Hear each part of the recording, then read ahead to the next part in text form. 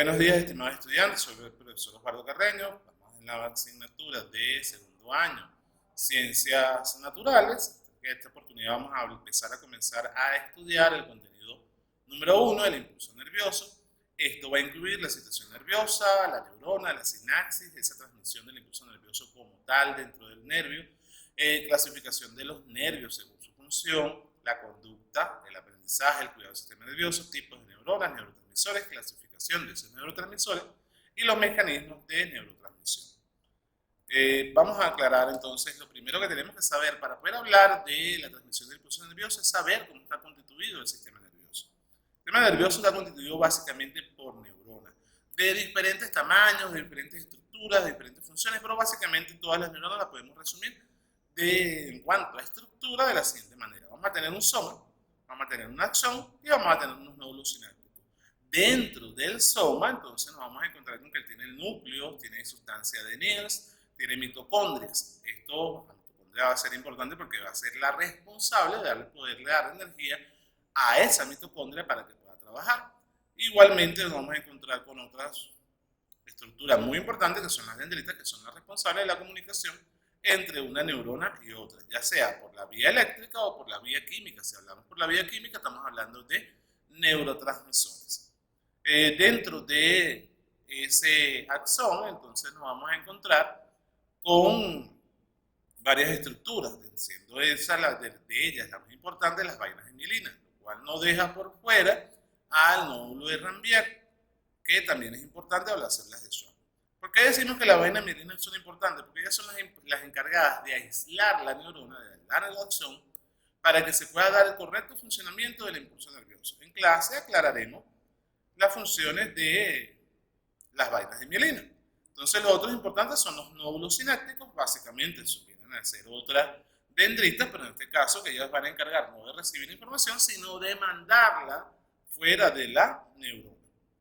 Entonces, vamos a resumir. La neurona va a estar conformada por un axón. Ese axón tiene un núcleo, tiene mitocondria, se encarga del metabolismo de esa célula neuronal, y dentro de ellos debemos resaltar a las mitocondrias, ya que esas mitocondrias son las que nos van a dar energía. Pero además, entonces tenemos que resaltar otra estructura que no mencionamos anteriormente, que son los microtúbulos, que son tubos pequeños y delgados que atraviesan en todas direcciones y que se encargan de mantener la forma de esa neurona.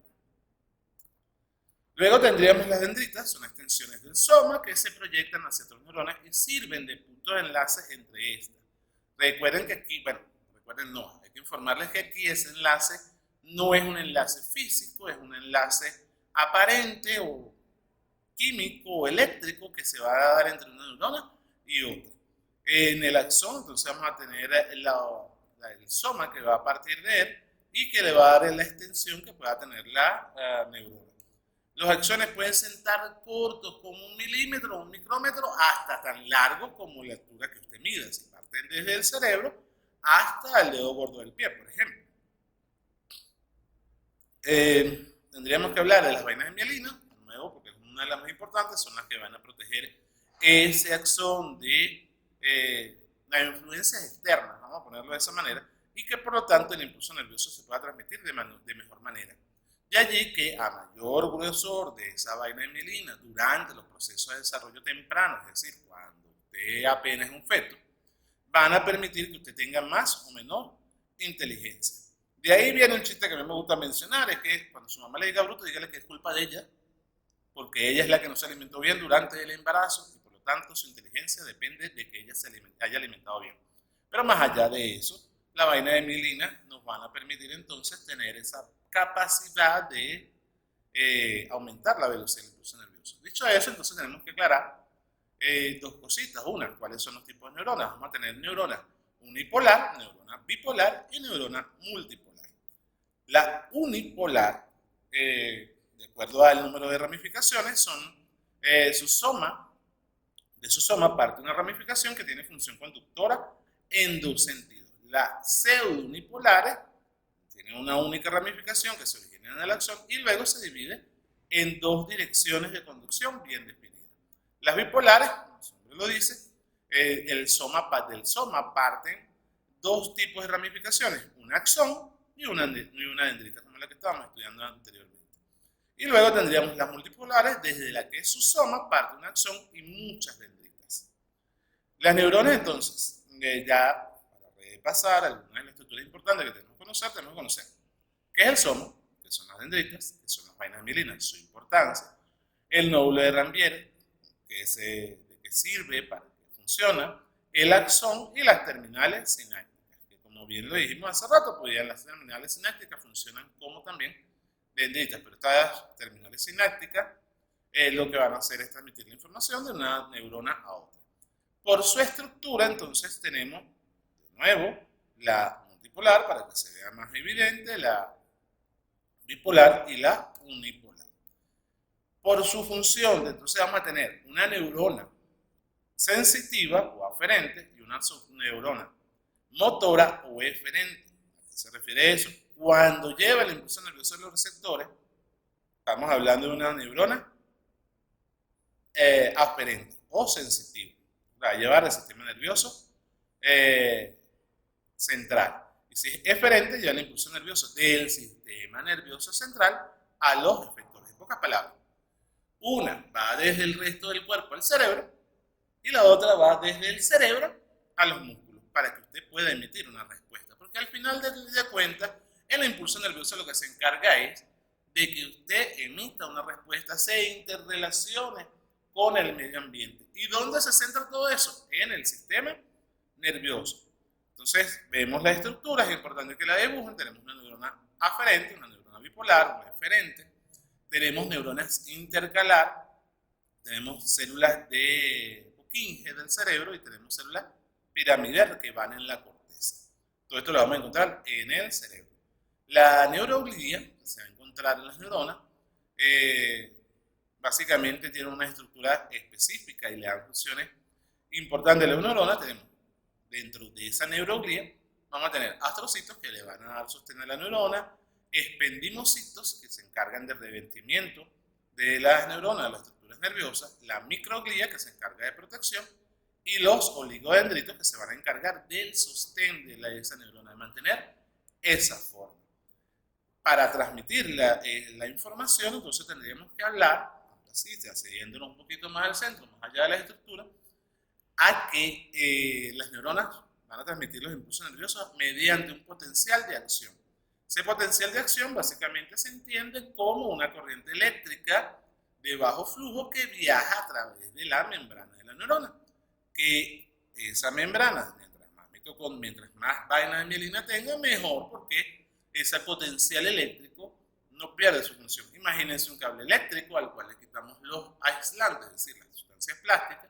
Evidentemente, esa electricidad no va a viajar tan rápido y inclusive se puede hacer cortocircuitos. Y es lo que va a ocurrir, porque en el cerebro están miles de neuronas, millones, mejor dicho, como mencioné al principio, pegadas unas de otras.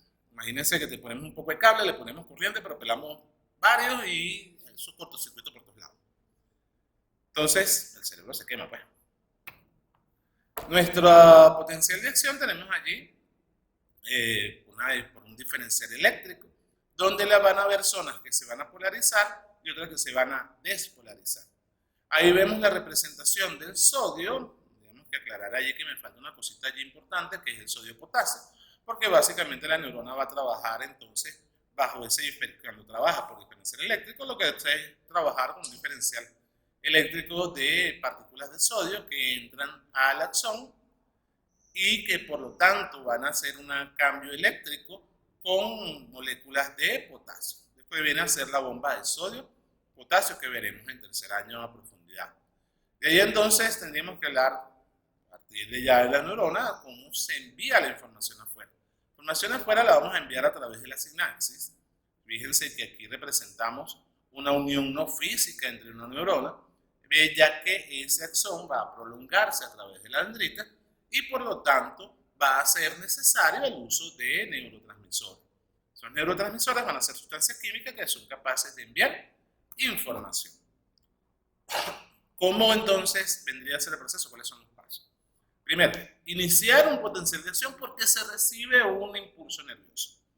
Ese impulso nervioso, el potencial de acción va a llegar a la terminal sináptica de esa neurona presináptica, la va a hacer va a transmitir eso, lo va a convertir en una carga positiva de ese potencial de acción que va a hacer que algunas vesículas sinápticas liberen neurotransmisores. Los neurotransmisores van a buscar un receptor específico en otra dendrita y entonces allí, cuando llegue, el neurotransmisor va a abrir unos canales donde se pueda enviar la información. Una vez que está eso así, entonces podemos decir que los neurotransmisores están trabajando correctamente. Lo otro que tenemos que mencionar aquí con el impulso nervioso tendría el arco reflejo, el cual hace referencia a respuestas involuntarias innatas a diferentes estímulos. Por ejemplo, tenemos que definir que este arco reflejo va a ser la unidad fisiológica del sistema nervioso, que está acompañado de las neuronas, que son la unidad estructural.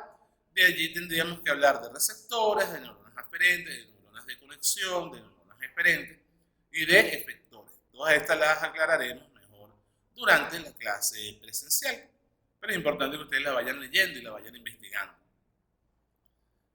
De allí entonces que tenemos que ese proceso, el mecanismo de reflejo, tiene varios pasos. Lo primero es recibir un estímulo.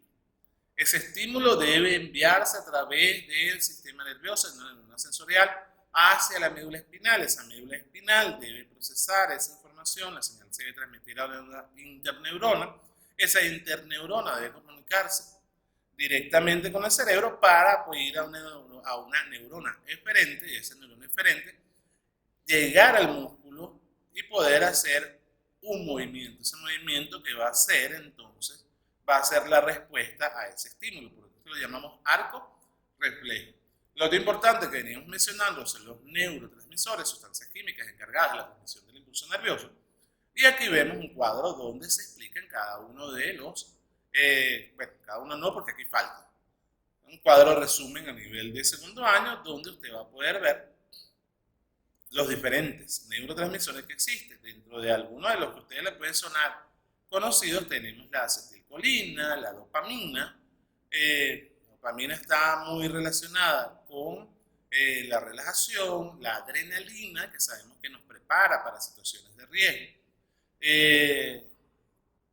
que son dentro de las más conocidas. También tenemos las endorfinas, que están mayormente relacionadas con condiciones inhibitorias, actúan como opiáceos para bloquear el dolor. Entonces, de allí ya tendríamos que resumir, sería básicamente la última lámina, no tiene mayor información porque es hablar. Vamos a hablar durante la clase, sin embargo, tenemos que aclarar varias cosas. Durante esta clase, este video, estuvimos hablando de las vainas mielinas. Resulta que la inteligencia está muy relacionada con el desarrollo de esas vainas de mielina. De hecho, todo lo que es el sistema nervioso central se desarrolla durante el periodo fetal, y ese periodo fetal es sumamente importante. Durante ese periodo fetal es sumamente importante que la madre se alimente correctamente. Si la madre se alimenta correctamente y tiene una constitución genética que favorezca el desarrollo de la inteligencia, ese niño probablemente va a ser más inteligente que otro. Si la madre, por el contrario, no se alimenta correctamente durante el periodo de gestación, resulta ser que las vainas de mielina no se van a formar con el grosor necesario o simplemente no se forman, y ese niño puede tener menor coeficiente intelectual porque su transmisión del impulso nervioso se ve limitada. De allí que entonces tenemos, eso no solamente durante el embarazo, durante el desarrollo desde feto hasta los más o menos 18 años, 21 años, el proceso de alimentación. La alimentación es sumamente esencial porque le va a proporcionar los nutrientes necesarios al cerebro para que funcione. El cerebro que no tiene energía, cerebro que no va a funcionar adecuadamente. De allí que haya una relación, de hecho hay un estudio alemán, sueco, no me acuerdo, donde establecen la relación de la eficacia que tienen estudiantes al presentar exámenes si comen chocolates antes de presentar el examen. Eso para que le dé más energía al sistema nervioso. De allí que nosotros tenemos que hablar de cuidado, no solamente de cuidarnos que no nos vayan a golpear, sino que tenemos que cuidarnos de alimentarnos, pero también tenemos que estar pendientes de que uno de los cuidados del sistema nervioso es hacer ejercicio, porque la oxigenación que llega al cerebro también es muy importante para el desarrollo de nuestra capacidad intelectual, de mantener los niveles de estrés bajos. De allí que lo que vemos en este primer objetivo, el primer contenido, es cómo está constituido este sistema nervioso y cuál es la importancia de mantenerlo. Pero, como ya lo dije, mucho de esto lo vamos a discutir durante las clases teóricas. Esta es una abreboca para cuando estemos en la discusión en las clases presenciales. Sin más que decir, entonces tengan feliz día, estimados estudiantes. Nos vemos en la clase presencial en el colegio.